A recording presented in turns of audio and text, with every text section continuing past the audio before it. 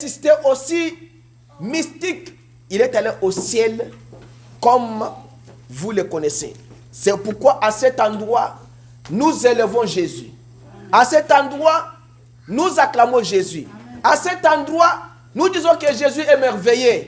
Parce que c'est lui qui avait envoyé Paul. C'est lui qui avait envoyé Branham. C'est lui qui a envoyé Wesley. Qui a envoyé Moïse. Qui a envoyé Élie, Jérémie. Toute la sommation des prophètes se trouve dans le Seigneur Jésus-Christ. C'est pourquoi il est le premier dans toutes choses. Il est le tout-puissant. Il est le tout en tout. Il est le créateur de ce la terre. Il est la guérison divine. Si vous avez un problème dans la vie, c'est lui qui vous donne la solution. Amen. Si vous êtes malade, c'est lui qui vous donne la guérison. Amen. Si vous êtes pauvre, c'est lui qui vous donne la richesse. Amen. Si tu es mort, c'est lui qui te donne la vie. Si tu es aveugle, c'est lui qui ouvre tes yeux. C'est celui-là que nous adorons à cet endroit. C'est pourquoi nous disons, nous acclamons le roi des rois, car il est dit de louanges. Parce qu'il est le tout-puissant. Nul n'est comparable à lui. Il est le Seigneur Jésus-Christ. Amen. Lisons dans Jean 1. Jean 1, évangile de Jean, verset 1, et puis on va lire dans that one. Et puis Hébreu, chapitre 1, verset 3. La Bible dit, j'aime vraiment lire ça. Au commencement était la parole, vraiment. Ça. What? Which one are we reading first? You have to read first John, second one is Hebrew. Vraiment, you have to have the Bible. Is the Bible there, right? Somewhere the Bible is there. You can read to Genesis. Is there? Is there? Under the book. See the Bible? Yes. Yeah? Yeah, read. You can read. Genesis. Take that one. Take the paper and you can read another one. Okay. Jean, chapitre 1. Excusez-moi. I said you have to use the paper first, the second one, the last one, can you use the Bible? Put the Bible right. Thank you. Jean, chapitre 1, au commencement était la parole. J'aime vraiment ces versets bibliques parce que c'est la parole qui a créé toutes choses. Vous devez l'aimer. La parole du Seigneur, si vous l'aimez, Dieu doit faire. La Bible dit, au commencement était la parole. Let me put my glass.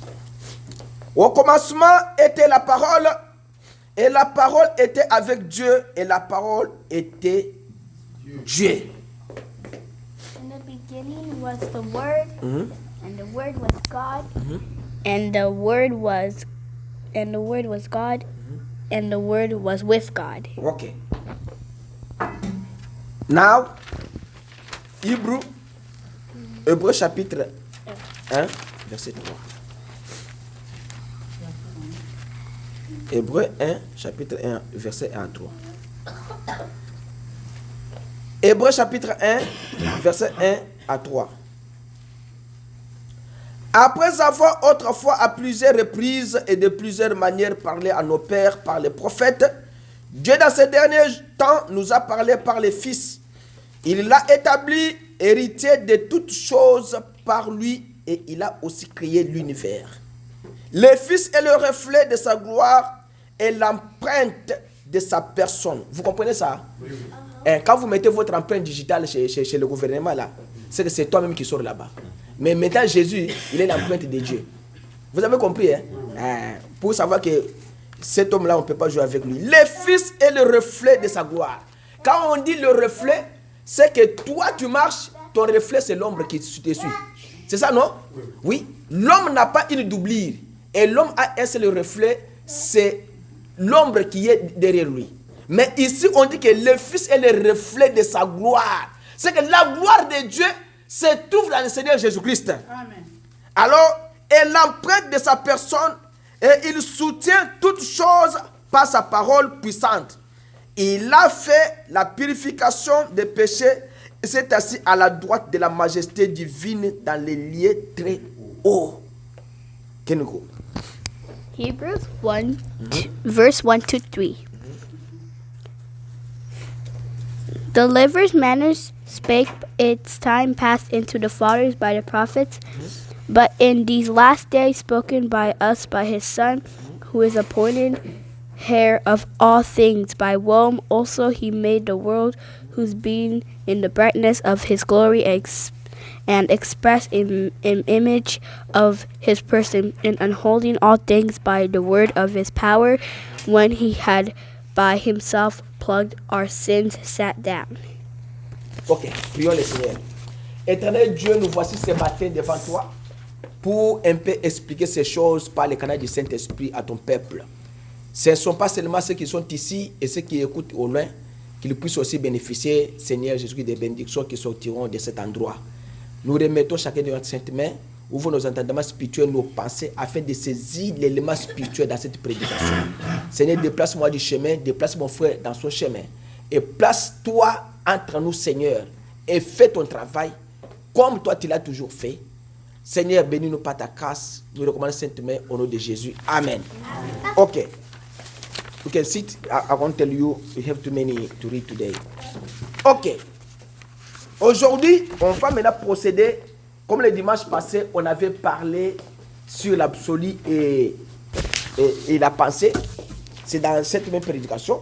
Aujourd'hui, nous allons commencer sur les 3 règles indispensables à respecter par rapport à la parole de Dieu pour un chrétien. Alors, je sais que le dimanche passé, on avait parlé vraiment, j'étais poussé pour parler des pensées là.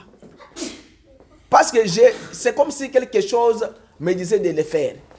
Alors, j'ai reçu une mauvaise nouvelle que mon ami Diacre à l'assemblée du pasteur Papi Loussala à 26, il est décédé mort subite. C'est quelqu'un qui m'aimait beaucoup et l'année passée, il était venu chez moi avec les documents de sa belle-sœur pour que nous puissions travailler ça. C'est quelqu'un qui me respecte beaucoup, que aussi j'ai aussi beaucoup aidé quand il était venu ici. Alors le diacre là est décédé et il paraîtrait qu'il était seulement dans la maison. Il a grondé à sa femme, à un enfant qui faisait des ordres. Alors il a piqué crise, il est décédé.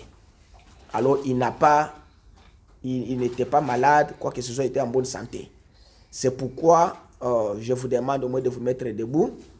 On va observer une minute de silence à sa mémoire. Et après, on va continuer. Mettez-vous debout.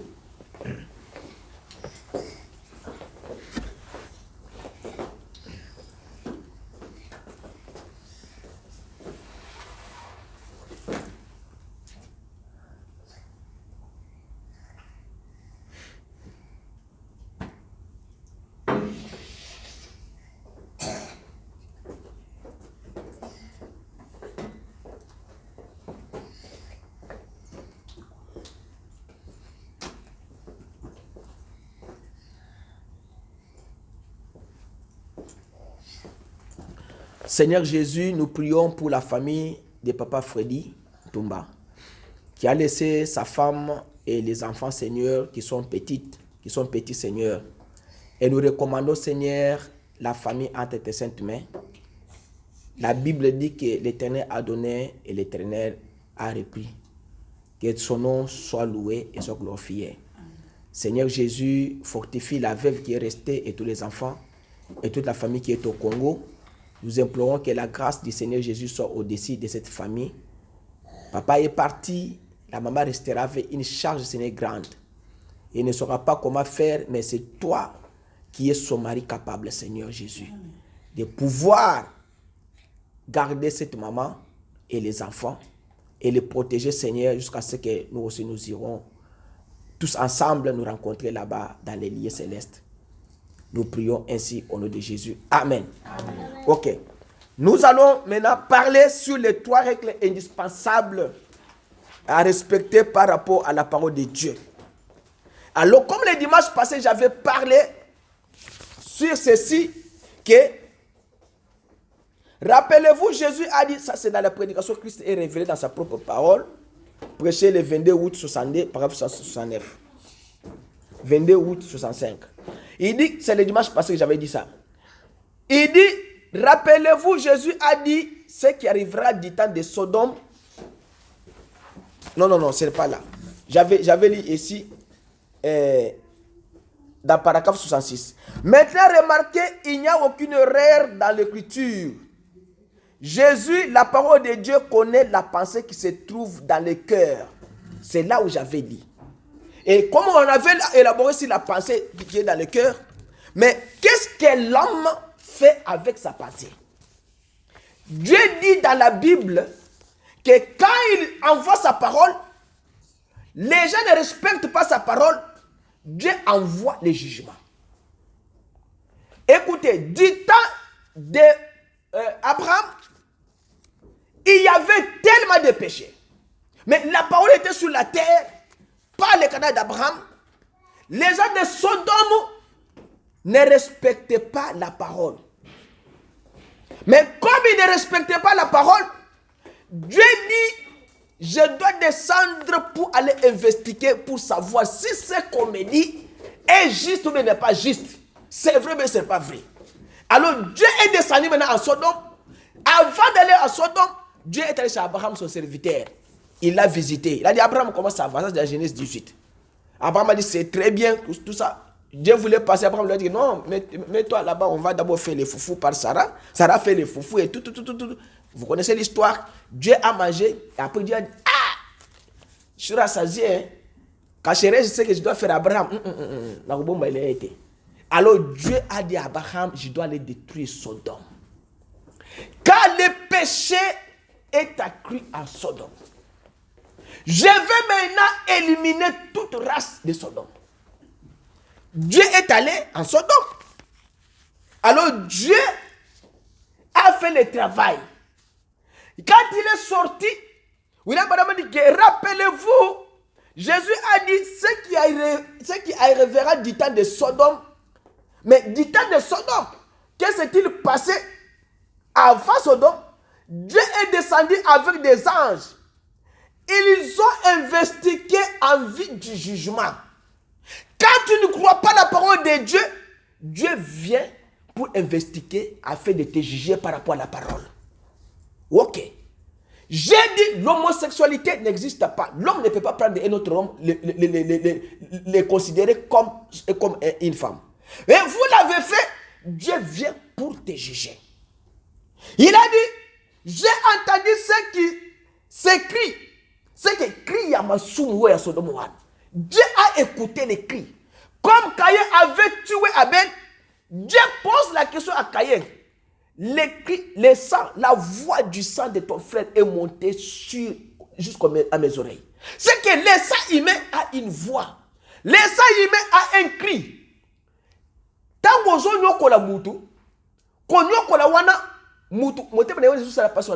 c'est un cri qui monte vers l'éternel. Ici, il dit que le cri là est monté là-bas, qui est tellement rempli du péché, tellement grand aussi.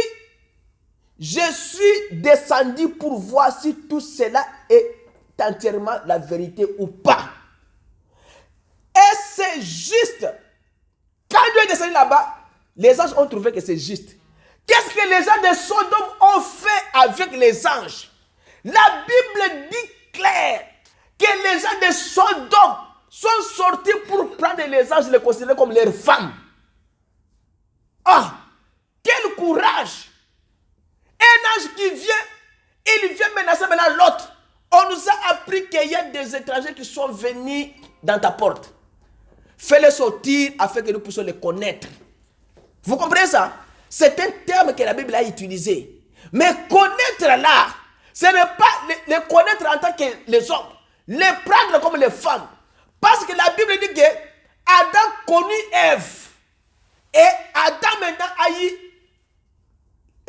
Caïn et Abel.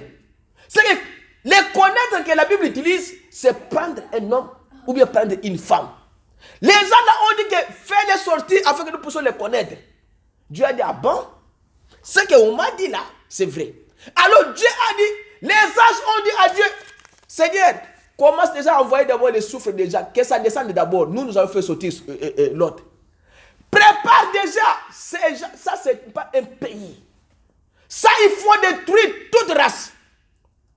Et il dit, observez celui qui était le personnage principal quand il était chez Abraham et qui est demeuré avec Abraham.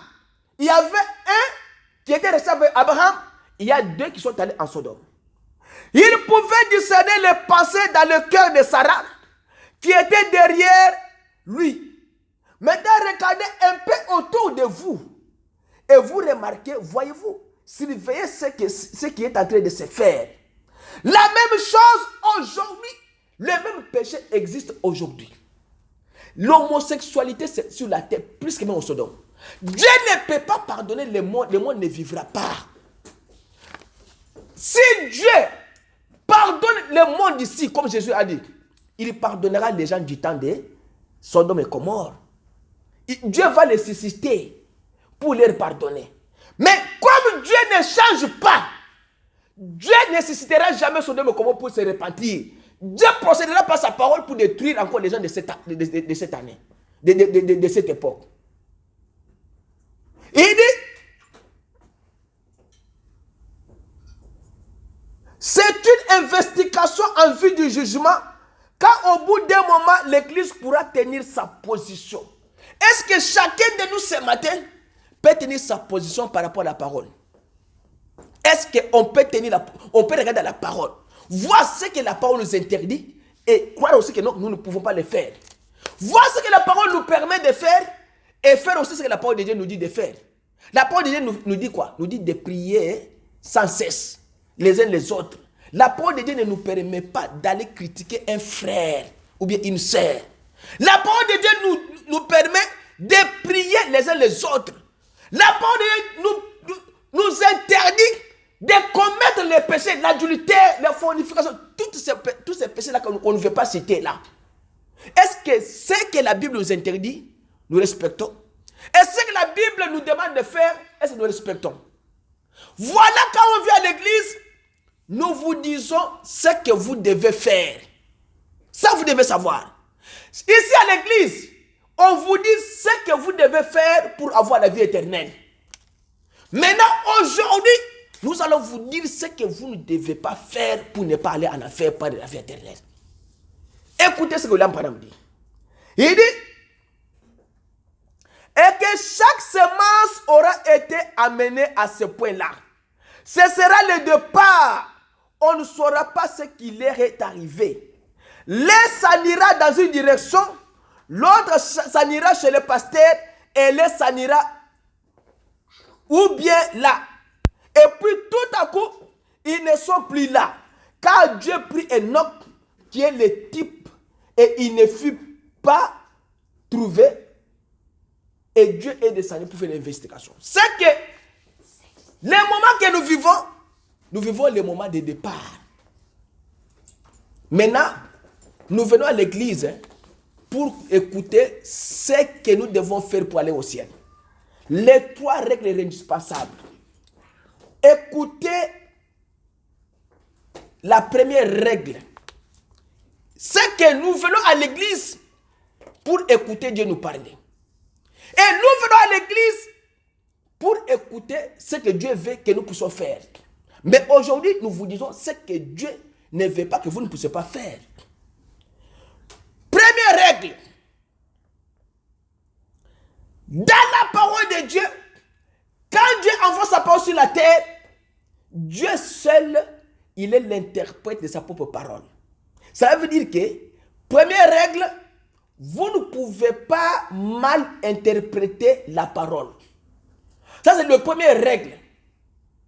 La parole de Dieu, on ne l'interprète pas mal. Deuxième règle, vous ne devez pas mal placer la parole ou les écritures bibliques. Ça, c'est la deuxième règle. Et troisième règle, vous ne pouvez pas disloquer la parole. Voici les 3 règles majeures qu'un chrétien ne peut pas faire. Ce sont des règles indispensables dans la vie de chaque chrétien. Tu ne peux pas mal interpréter la parole. Deuxième règle, tu ne peux pas mal placer la parole. Et troisième règle, tu ne peux pas disloquer la parole. Et nous allons expliquer les 3 règles indispensables par rapport à la parole de Dieu, l'une après l'autre. Écoutez d'en mal interpréter la parole. Si vous interprétez mal la parole de Dieu, c'est que vous pouvez prendre le Seigneur Jésus-Christ et dans sa forme de Dieu, il dit, vous amènerez à faire de lui un Dieu sur 3. C'est comme ça que les gens prennent Jésus comme une personne à part Dieu. Prenons par exemple comme les témoins de Jéhovah qui disent que non, Jésus n'est pas le Dieu tout-puissant. Ils font Jésus la deuxième personne en Dieu. Quand ils prennent maintenant le Saint-Esprit, ils feront maintenant Jésus, Saint-Esprit, troisième personne en Dieu. Je vais expliquer très bien. Guys, can you come read in Timothy? Dans mal interpréter la parole, les gens prennent Jésus comme n'est pas un Dieu tout-puissant. Les gens prennent le Saint-Esprit comme une personne à part. Quand vous prenez Jésus comme n'est pas le Dieu tout-puissant, c'est que Dieu est à part, Jésus est à part et le Saint-Esprit est à part. Vous faites maintenant Dieu en 3. Or que les Juifs ne peuvent pas croire un Dieu en 3. Un Juif croit à un seul Dieu qui est le Jéhovah. Là, c'est sûr. Tu ne peux pas prendre un Dieu, présenter à un Juif en 3 morceaux. Dieu n'existe pas pour les Juifs. Et William Branham vous dit, où vous feriez de lui la deuxième personne d'une divinité. Aussi longtemps que dans Colossiens, il a dit que lui, Dieu est là, le Seigneur Jésus. C'est la divinité suprême de Dieu. Mais si vous ne le considérez pas que lui, c'est la divinité de Dieu, c'est que vous lui ferez la deuxième personne de la divinité. En faisant cela, toute l'écriture deviendra un vrai fouillis. Vous n'arriverez jamais à rien. Elle ne doit donc pas être mal interprétée. N'interprétez pas mal la parole du Seigneur. William Branham ajoute dit, et si en parlant d'une certaine chose, vous en faites l'interprétation et vous l'appliquez à une autre époque. Ou bien si vous dites que cela s'appliquait à une autre époque, encore là, vous en faites une fausse interprétation. Voilà pourquoi tu ne peux pas mal interpréter la parole. La parole de Dieu, c'est Dieu seul qui l'interprète. Pourquoi? Parce que la Bible dit que Dieu, la parole dit ceci, une vierge concevra. Mais c'est déjà interprété. Quand on voit Marie sort que je suis enceinte par la vertu du Saint-Esprit, c'est Dieu qui a déjà interprété la parole. Dieu n'a pas besoin que vous puissiez interpréter la parole pour lui. Dieu l'a déjà. Quand Dieu dit, je vous enverrai Élie le prophète, et quand Élie vient, c'est que Dieu a déjà interprété. Quand Dieu dit que la vierge concevra, et quand une vierge a conçu par la vertu du Saint-Esprit, c'est qu'il a déjà interprété la parole. Un enfant nous est né. Cet enfant-là, c'est qui? C'est le Seigneur Jésus. Quand vous le voyez marcher dans les rues de Galilée, c'est qu'il est déjà interprété cette parole-là. Celui qui joue là-bas, c'est qui? La Bible dit ceci. 1 Timothée 3:16. You have Timothy 3:16, right? Okay, come on, read. 1 Timothée 3:16. Dit quoi? Le Dieu là, le tout-puissant là. 1 Timothée 3:16.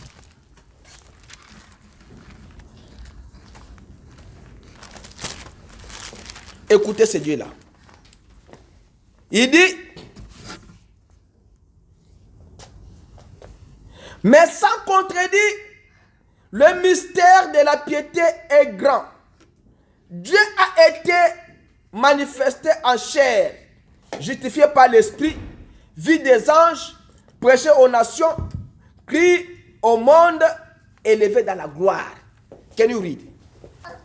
Timothy 1 Timothy 3, verse 3 to 16. And without argument, great is the secret of revelation, he who was seen in the flesh, who was given God's approval in the spirit, was seen by the angels of Rome. The good news was given among the nations. In Rome, the world had faith, who was taken up to glory. Ok. Ça, c'est ce que William Branham dit que quand vous interprétez mal la parole du Seigneur, mal la parole de Jésus, c'est que de mal interpréter Jésus dans sa forme de Dieu dans un homme. Vous comprenez? C'est que Dieu dans un homme, c'est la parole qui s'appelle le Seigneur Jésus-Christ. C'est ça ce que 1 Timothée 3,16 dit. Dieu dans un homme là, il a marché dans les rues de Galilée. Il dit que, et sans contredire le mystère de la piété est grand, Dieu a été manifesté en chair. C'est ce qu'on appelle Dieu dans un homme. Marchant, et cet homme était appelé le Seigneur Jésus-Christ. Et quand vous l'interprétez maintenant mal, c'est que cette écriture ici, vous avez tordu. Il ne faut pas marcher dans votre tête avec un esprit de mal interpréter la parole. Écoutez encore autre chose que les gens interprètent encore mal. Il y a plusieurs écritures que les gens interprètent mal. C'est comme la semence du serpent. C'est que Caïn était le fils du diable. Caïn n'était pas l'enfant d'Adam. Et la Bible dit que Caïn et Abel, c'était des jumeaux nés le même jour. Mais les gens disent que non. Le serpent, c'était un animal. Il ne pouvait pas rendre qui? Ève grosse. Non, le serpent n'était pas un reptile. Le serpent n'était pas un reptile comme il est aujourd'hui. Le serpent était un animal plus proche de l'homme. Il était debout comme un homme. C'est qu'après l'homme, c'était lui. Après lui, c'était le chimpanzé. Maintenant, les sangs qui étaient compatibles à l'homme, c'était le sang du serpent. Et le serpent est devenu reptile quand Dieu l'a maudit que désormais tu commenceras à ramper. Et Dieu l'a dépouillé des bras, de tout. Il est resté serpent comme il est là. S'il n'avait pas fait ça, il devait être seulement l'animal le plus proche de l'homme. Il pouvait se prendre une femme, faire aussi des enfants avec une femme. Satan est venu, il est entré. Mais quand les gens interprètent maintenant la parole, les gens disent que non, ce que Ève avait mangé, c'était apple. Mais si c'était apple, on peut donner ce apple à toutes les femmes. On voit si les femmes mangent les apples, la femme va se trouver sans des habits. Et quel est le fruit là que quelqu'un mange et se trouve nu? Et c'est mal interpréter la parole. Les gens interprètent des choses comme ça. Pour mal interpréter la parole, vous allez tordre il y a des fouillis dans les Écritures. Et vous ne pouvez pas mal interpréter la parole. La parole de Dieu, ce qu'elle dit cela. On part encore dans une autre dimension. Mal interpréter la parole. Timothée prend un peu de vin. Les gens aujourd'hui prennent un peu de vin parce qu'ils ont des estomacs. Non, ils interprètent mal la parole. Les femmes ne peuvent pas prêcher la parole du Seigneur. Les femmes disent que non. Les femmes qui étaient allées à la tombe de Jésus, quand elles sont rentrées, elles ont prêché. Non, c'est mal interpréter la parole. Les gens disent que la femme samaritaine, quand elle a quitté Jésus, elle est allée dans la ville pour parler aux gens. Elle est allée prêcher. La femme aussi peut prêcher. Non, c'est mal interpréter la parole. Parce que les gens, quand ils étaient de retour, ils ont dit à la femme que nous ne croyons pas parce que tu nous as dit, nous croyons c'est parce que nous-mêmes nous avons vu. Et réveillez-vous, ne dormez pas. Alors c'est mal interpréter la parole. Donc, la première règle d'un chrétien indispensable, vous ne pouvez pas mal interpréter la parole de Dieu. Laissez la parole, Dieu lui-même l'a déjà interprétée. Dieu a interprété la parole en faisant ce qu'il est dans la parole. Une vierge concevra. Quand la vierge est venue Marie, c'est que Dieu a interprété sa parole. Laissez la parole de Dieu comme ça. William Branham dit, et si quelqu'un interprétait mal Jésus-Christ dans la Bible, comme n'étant pas Dieu lui-même, faisait de lui une deuxième personne ou bien un Dieu sur trois, cela bouleverserait chaque parole de la Bible entière. Cela volerait le premier commandement: tu n'auras pas d'autre Dieu devant ma face. Vous comprenez? Le premier commandement, tu n'auras pas un autre Dieu. Mais quand vous prenez Jésus-Christ, vous le faites une deuxième personne en Dieu, c'est que vous avez violé, ce n'est pas volé, mais violé le commandement, le premier commandement, que vous n'aurez pas un autre Dieu devant ma face. Donc, prenez Jésus comme le Dieu tout-puissant. Prenez Jésus, Dieu lui-même dans cette chair-là. Parce que 1 Timothée 3,16 vous dit qu'il était Dieu dans la chair. Prenez Jésus, comme il a dit, si vous demandez quelque chose à mon nom, moi Jésus, Papa, le Père qui est aussi là, va vous l'accorder. Philippe a dit, montre-nous le Père. Jésus lui a dit, ah Philippe, tu me demandes de te montrer le Père. Mais celui qui m'a vu, a vu le Père. Il est le Dieu tout-puissant dans ce corps-là. Ça c'est Dieu a pris seulement la chair là, appelée Jésus. Mais, à l'intérieur là-bas, Dieu lui-même était là. Parce qu'il pouvait saisir même les cercueils. Et l'homme pouvait sortir. Il n'y a personne qui peut donner la vie à un homme sauf Dieu. Mais si vous voyez quelqu'un venir et donner la vie à un mort, cet homme-là c'est Dieu. Parce que William Branham dit que ça c'est la forme de Dieu, c'est que de Jésus, c'est Dieu dans un homme. Quand vous voyez Dieu faire la chose extraordinaire, écoutez ce que je vais vous dire. William Branham, Dieu lui a donné une vision 3 ans avant que la vision se réalise. Écoutez bien, ouvrez vos oreilles. William Branham a dit aux gens, prenez vos Bibles, comme vous marchez avec vos Bibles, écrivez derrière la page des cartes de la vision. J'ai vu qu'il y a un enfant qui a été écrasé par les véhicules dans un milieu où il y avait beaucoup de montagnes. Et c'était comme dans une frontière comme ça. Et l'enfant était mort. Et Dieu m'a montré que j'avais prié et l'enfant était revenu à la vie. Maintenant, les années sont passées. Frère, Dieu peut vous montrer une vision aujourd'hui. 18 ans plus tard, ça va se réaliser. Ah, ça c'est vrai. Ne croyez pas que non. Moi, j'ai fait seulement que quand Dieu va me montrer aujourd'hui que ça se fasse aujourd'hui. Jamais. Dieu n'est pas un sentimentaliste. Dieu ne suit pas les pensées de l'homme. Dieu ne suit pas les pensées de vos cœurs. Dieu suit sa parole. Il a dit, l'enfant résistera. Des années plus tard, on peut te donner une prophétie aujourd'hui. Toi, tu dis que non. Depuis qu'on m'a donné la prophétie là, ça fait presque 5 ans, ça ne s'est jamais réalisé. Est-ce que c'est le problème de la personne qui a donné la prophétie? Non. C'est le problème des réalisateurs de la prophétie. Donc, vous devez le savoir. Je peux vous dire quelque chose aujourd'hui que toi, tu seras ministre, mais tu te trouves dans les chaises roulantes. Tu dis, moi, tu as consacré un ministre. Mais au Moni, après, à 69 ans, bah nommé ministre, tu vas te repentir. Mais tu vas faire quoi? C'est que la parole du Seigneur s'accomplit au temps convenable quand Dieu veut que cela s'accomplisse. William Branham est allé maintenant prêcher en Finlande. Il a oublié. Maintenant, comme son fils Billy Paul était devant, dans un véhicule devant, lui était derrière. Alors il y a l'embouteillage maintenant dans la rue. Il dit, comment nous avons freiné comme ça? On lui informa que non. Non, il y a un véhicule qui a fait l'accident devant. Maintenant, son cœur a battu. C'est mon fils qui a fait l'accident, bien sûr, comment? À cette époque-là, il n'y avait pas de téléphone comme aujourd'hui. Il y avait des télégrammes, mais télégrammes, quand vous êtes dans les véhicules, il n'y a pas de télégrammes. Maintenant, il est sorti pour aller voir maintenant, parce qu'il y a l'embouteillage maintenant, le véhicule ne bouge pas.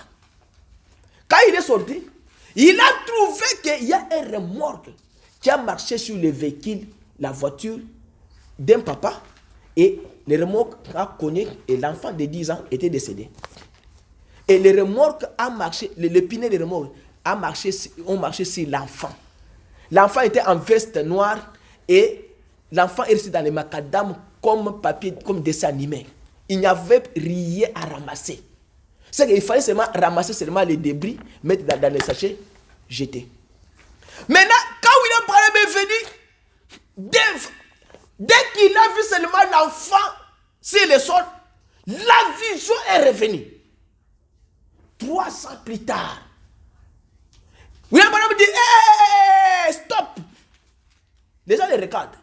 Les militaires de l'immigration les regardent à la frontière. On ne joue pas à la frontière. William Branham dit que cet enfant que vous voyez ici, il va ressusciter. S'il ne ressuscite pas, prenez le marqueur, écrivez derrière moi faux prophète américain. Pourquoi? Parce que Dieu lui avait déjà montré la vision que ça va se réaliser. Et William Branham dit maintenant à son cortège là, vous avez écrit dans vos Bibles, je vous avais dit qu'il y aura un enfant dans un endroit comme ça, il y a beaucoup de montagnes. Oui, tu as fait Élysée. Ils ont vu que c'est vrai. William Branham s'est présenté devant cet enfant. Il a dit seulement à Dieu, Seigneur, c'est toi qui m'avais montré la vision, réalise ta vision maintenant. Frère, les gens sont tombés évanouis. Les militaires évalués, les policiers évalués, la maman évaluée, tout le monde évalué, son cortège évalué. Comment un enfant que le pinet a marché sur l'enfant? Et ils ont vu seulement l'enfant commence à prendre forme sur les macadam. Les sangs qui étaient papiers là, les sangs commencent à venir entrer dans l'enfant. Attention, quand Dieu dit quelque chose avec un homme que Dieu, si l'homme a Dieu à l'intérieur, quand il veut dire quelque chose, croyez que ça va arriver. Croyez. Quand maintenant l'enfant a pris forme, et l'enfant est... Et l'enfant, c'est que la forme, d'abord, Dieu a fait que la forme de l'enfant revienne. La forme est revenue. Après, l'enfant a respiré. On a pris l'enfant, on l'a relevé. La maman tombe. Papa tombe. Les cortèges tombent. Les policiers tombent. Maintenant, vous tombez maintenant. Qui va venir prendre l'enfant? Vous voyez? Dieu du ciel, quand il est avec un homme, c'est un homme à craindre. Jésus avait touché les cercueils. Une maman veuve qui avait un seul enfant. Maman pleurait. Jésus a eu compassion de cette maman-là. Il a dit, déposez les cercueils. Ils ont déposé. Les gens pouvaient dire que non, il est déjà mort. Jésus a dit, je suis la vie et la résurrection. Amen. Il a touché les cercueils. La personne est sortie. Jésus a dit, la personne, papa, maman naïe. Dieu est compassion de vous. Amen. Et quand maintenant l'enfant est ressuscité, l'immigration a été alertée. Ils ont dit, nous n'avons jamais vu de tels pareils. Frère, même si ton enfant, toi, meurt dans la maison, tu n'auras pas